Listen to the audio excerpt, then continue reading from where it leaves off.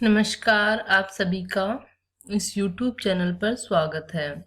आज की इस क्लास में हम पर्वत निर्माण के सिद्धांतों के बारे में चर्चा करेंगे। पर्वत द्वितीय श्रेणी के जो उच्चावच है उनमें से पर्वत क्या होते हैं, पर्वतों से संबंधित जो शब्दावली परिभाषाएं हैं विभिन्न शब्दावलियों की, उनके बारे में तथा पर्वतों के जो विभिन्न प्रकार होते हैं उनके बारे में पिछले लेक्चर्स में हमने जाना था।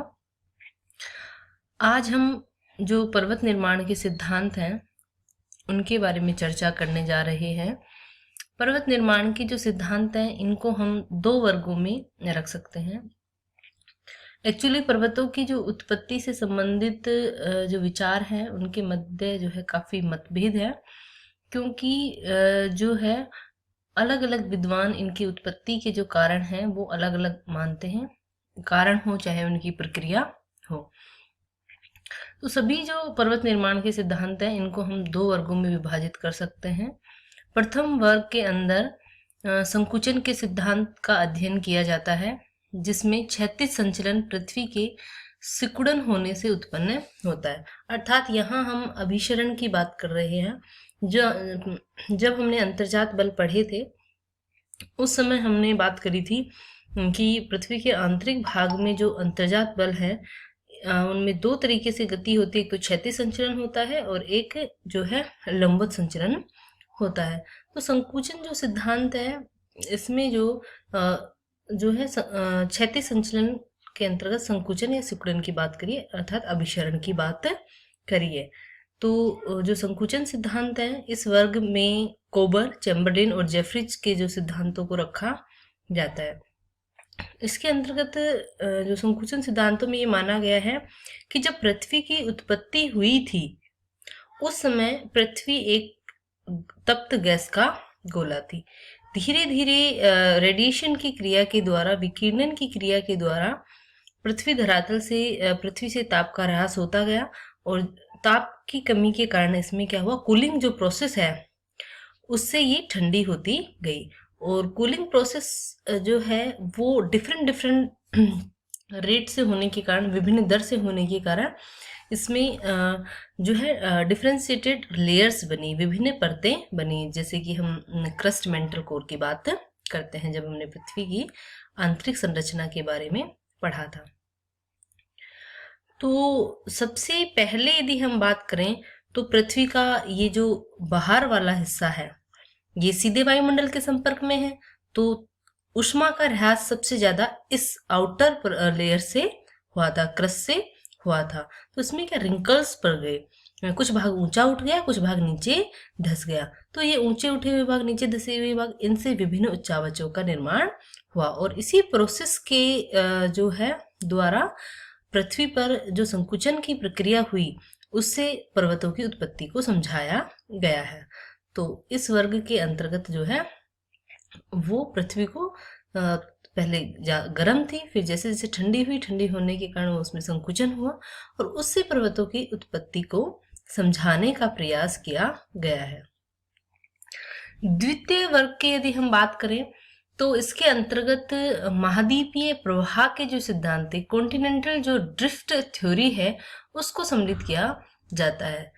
इसमें क्षैतिज संचलन की जो उत्पत्ति है वो महाद्वीपीय प्रवाह के कारण, उसमें तापह्रास के कारण जो संकुचन हो रहा था, जो क्षैतिज संचलन है वो संकुचन के कारण हो रहा था, और इसमें जो है वो महाद्वीपीय प्रवाह को माना गया है। इस वर्ग के अंतर्गत जो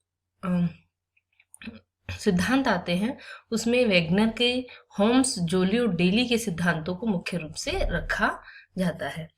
महाद्वीपों की उत्पत्ति, हालांकि आपके जोधपुर यूनिवर्सिटी जो है JNVU, इसके बी पार्ट फर्स्ट के सिलेबस में ये टॉपिक नहीं है, इसलिए हमने वेगनर की महाद्वीपीय विस्थापन सिद्धांत को नहीं पढ़ा।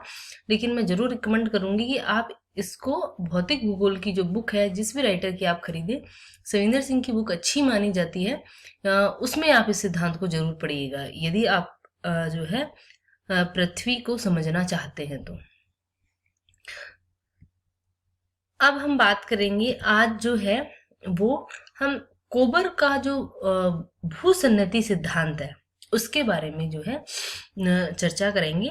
कोशिश करेंगे कि आज पूरा हो, नहीं तो अगर ठीक से एक्सप्लेन नहीं हुआ तो हम इसका एक वीडियो और उसमें और चर्चा कर लेंगे।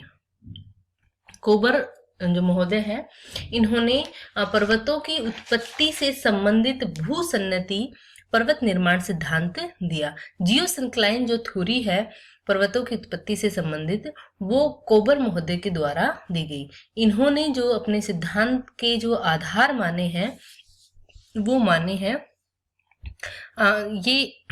इनके सिद्धांत के बारे में चर्चा करने से पहले हम थोड़ा सा भूसन्नति के बारे में जान लेते हैं कि भूसन्नतियां या जियोसिंक्लाइन क्या होती है।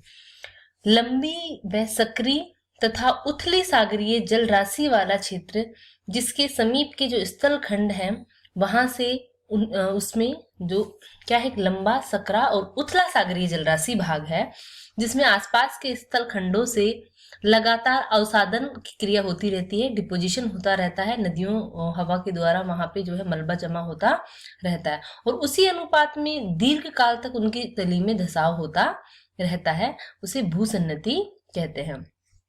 भूसन्नति जो शब्द है ये सबसे पहले जो है अमेरिकी एक वैज्ञानिक डाना है, उन्होंने सबसे पहले ये जियोसिंक्लाइन शब्द दिया था। भूसन्नतियों के संबंध में यदि हम बात करें तो विद्वानों के अलग अलग विचार है। कुछ इसे लंबा, सकरा, उथला भाग मानते हैं, कुछ विद्वान इसे लंबा लेकिन अपेक्षाकृत चौड़ा और गहरा भाग मानते हैं। अब हम यहाँ बात करें कोबर के भूसन्नति सिद्धांत की, तो जो कोबर महोदय है ये जो है भूसन्नति जो है इनको लंबे व उथले लेकिन थोड़े चौड़े, अपेक्षाकृत चौड़े जो है वो जलीय भाग मानते हैं। जो भूसन्नतियों को जो है पर्वतों का पालना या क्रेडल ऑफ माउंटेन्स के नाम से भी जाना जाता है। तो भूसन्नतियां अपने आप में एक अलग से टॉपिक है, आपके सिलेबस में ये दिया हुआ नहीं है, लेकिन थोड़ा सा इस सिद्धांत से संबंधित है, इसलिए हमने चर्चा करी कि भाई ये होती क्या है।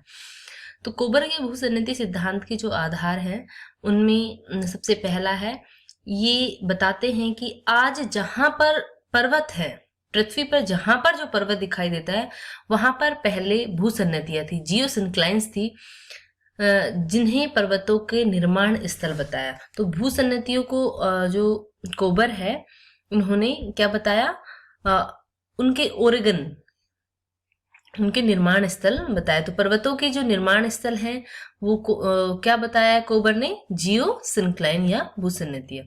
दूसरा उन्होंने अपने सिद्धांत का जो आधार है वो माना है, इन जलपूर्ण भूसन्नतियों के चारों ओर प्राचीन दृढ़ भूखंड, चारों ओर क्या स्थित है, दृढ़ भूखंड स्थित है। यही जो दृढ़ भूखंड है वर्तमान में महाद्वीपों के विकास के प्रमुख आधारभूत तत्व है। इन्हीं इस दृढ़ भूखंडों से नदियां जो है वो अपक्षय और अपरदन से प्राप्त मलबे को उस भूसन्नति में जमा करती हैं। कोबर के अनुसार भूसन्नतियां लंबे तथा उथले जलपूर्ण गर्त हैं। अब बात करते हैं हम जो नेक्स्ट आधार उन्होंने अपने सिद्धांत का माना वो है, भूसन्नतियों के चारों ओर प्राचीन दृढ़ भूखंडों को कोबर ने क्रेटोजोन, तो भूसन्नति जहां पे है उसे तो ओरेगोन या पर्वत निर्माण स्थल शब्दावली का प्रयोग किया है, और चारों ओर जो दृढ़ भूखंड है उसके लिए जो कोबर है उन्होंने क्रेटोजेन जो शब्द जो है इसका प्रयोग किया है। तो ओरेजेन क्या है, ओरेजेन है भूसन्नतियों के लिए, जहां आज पर्वत स्थित है वहां पे पहले भूसन्नति थी और उन भूसन्नतियों के लिए कोबर ने ओरिजिन शब्द का प्रयोग किया, और जहां पे जो उसके चारों ओर जो दृढ़ भूखंड है उसके लिए कोबर ने क्रेटोजन शब्द का प्रयोग किया है। अब जो है हम बाकी जो सिद्धांत है इसको डिटेल में अगले वीडियो में पढ़ेंगे। धन्यवाद।